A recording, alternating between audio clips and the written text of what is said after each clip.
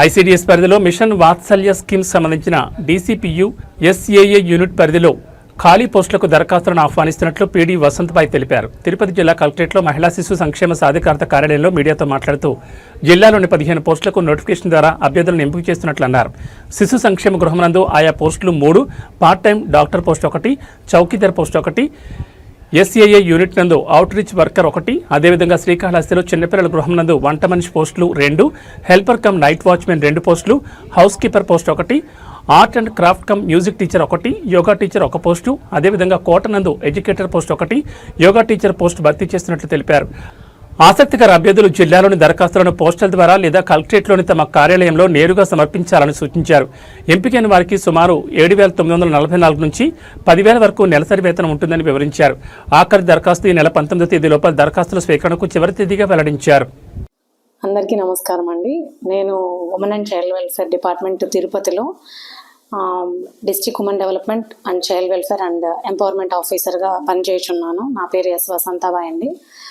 ఈ జిల్లాలో మనకు 15 నోటిఫికేషన్స్ రిలీజ్ చేయడం జరిగింది. వివిధ శాఖలలో నోటిఫికేషన్ అనేది రిలీజ్ చేయడం జరిగింది. ఇందులో ముఖ్యంగా శిశు సంక్షేమ శాఖలో శిశు గృహాలందు ఆయా పోస్టులు 3, చౌకీదార్ పోస్టు 1, డాక్టర్ పోస్టు 1 అండి. తర్వాత డీసీపీయూ యూనిట్ అంటే డిస్ట్రిక్ట్ చైల్డ్ ప్రొటెక్షన్ యూనిట్లో అవుట్ రీచ్ వర్కర్ పోస్టు 1 ఖాళీగా ఉన్నాయి.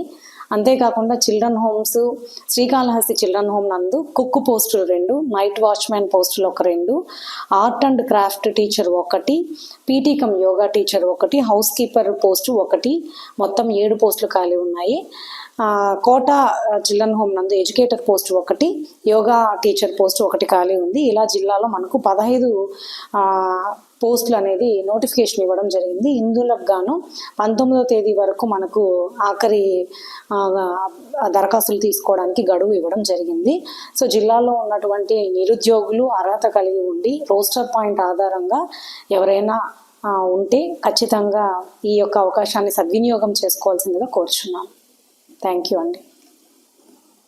దరఖాస్తు చేసుకోవడం కోసము తిరుపతి కలెక్టరేట్ నందు 506 రూమ్ నంబర్ B బ్లాక్ నందు సంప్రదించవలసిందిగా కోరుచున్నాను.